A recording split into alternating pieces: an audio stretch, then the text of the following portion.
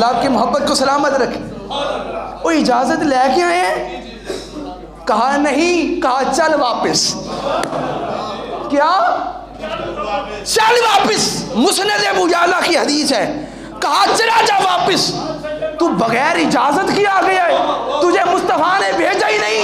آخری جملہ تقریر کا، ارے جسے مصطفیٰ نہ بھیجے اگر اجازت نہ ملے تو جس کا اپنا گھر ہے اسے بھی آنے کی اجازت نہیں ملتی ہے۔ ہائے ہائے ہائے، اس پہ بھی دروازہ بند ہو جاتا ہے۔ میں نے کہا جبریل نوری ہو کے اجازت نہ لے، اس کے لیے دروازہ بند ہے۔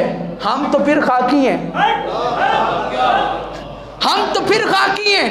ہمیں جنت میں جانے کی اجازت تب ملے گی، بھئی سبحان اللہ کہو گے اس جملے پر؟ ہمیں جنت میں، آسان جملہ کرنے لگا ہوں تاکہ سب سمجھ کے بولنا، ہمیں جنت میں جانے کی اجازت تب ملے گی جب ہم سب پر امام حسن بھی راضی ہوں گے، حسین بھی راضی ہوں گے، فاطمہ الزہرا بھی راضی ہوں گی، علی المرتضیٰ بھی راضی ہوں گے، مصطفیٰ بھی راضی ہوں گے۔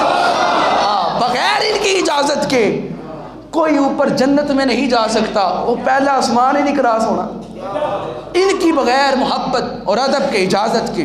بولیے کسی کے لیے جنت وقف نہیں ہوگی، اجازت نہیں ہوگی۔ یہ آقا کریم کی وہ غزوہ، وہ پہلی جنگ ہے جس کے بعد اسلام کی فتوحات کا دروازہ کھلا۔ اور وہ یاد رکھیں بات، حضور نے کہا تھا یا اللہ یہ شہید ہو گئے نا، کسی نے عبادت نہیں کرنی۔ آج جو نمازیں پڑھ رہے ہو نا، قرآن پڑھ رہے ہو، مشتاق صاحب مسجدیں آباد ہیں تو سارے کھڑے ہو کے سلام پیش کرنا ان 313 کو،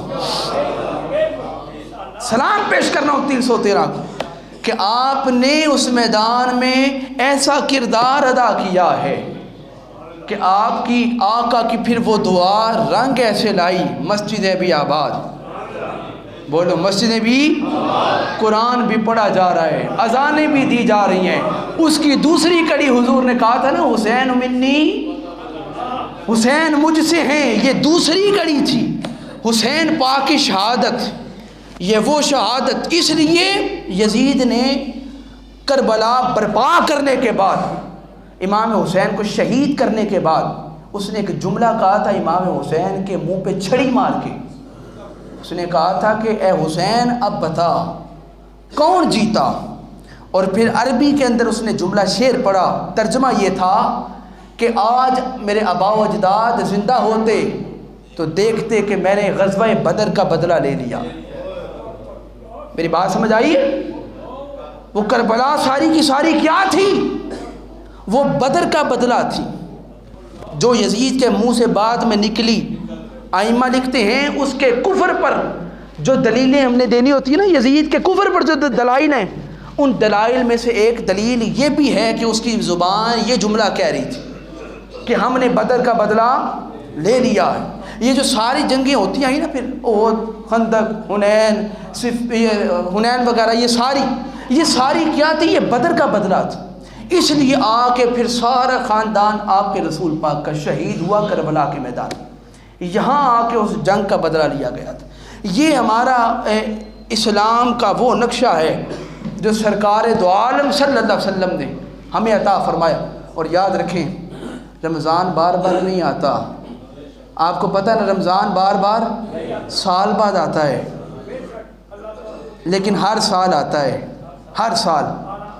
ایک جملہ کہہ کے بات ختم کر رہا ہوں، اپنے دلوں کو سیدہ کائنات سلام اللہ علیہ کے ادب سے خالی نہ کرو۔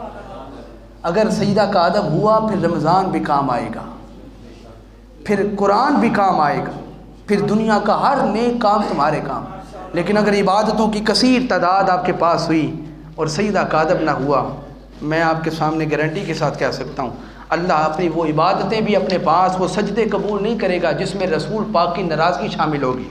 اس لیے کوشش کیا کریں کہ اپنے اعمال افعال جتنے بھی ہیں ان میں سیدہ کائنات سلام اللہ علیہ، اہل بیت اطہار، صحابہ کرام سب کا ادب شامل رکھیں اور ہر فتنے سے اپنے آپ کو محفوظ رکھیں۔ یہ پرفتن دور ہے، کسی کے پاس میں کہتا ہوں سرٹیفکیٹ نہیں ہے، 5-10 منٹ اوپر ہو گئے. ایک بار یہ بات کرنے کے لیے میں نے کی ہے، نہ میرے پاس کوئی سرٹیفکیٹ ہے نہ آپ کے پاس کوئی سرٹیفکیٹ ہے. کب ہم نے دنیا سے چلے جانا ہے؟ آج جائیں، کل چلے جائیں، اگلے ہفتے چلے جائیں. اس سے پہلے کہ آخری وقت آئے تیاری کر لیں. موت نے آواز دے کے نہیں آنا کہ میں آ گئی ہوں توبہ کر، نہ ایسا نہیں ہوگا. اس نے آ جانا ہے اور وقت ختم ہو جانا ہے. اس کے آنے سے پہلے رسول اللہ کو راضی کر لیں، حضور کے گھرانے کو بھی راضی کر لیں. جب یہ راضی ہو جائیں گے پھر یاد رکھیں اللہ بھی راضی ہو جائے گا. صاحب محترم، آج کی تقریر تو ہو گئی مکمل. میرے پاس وقت بھی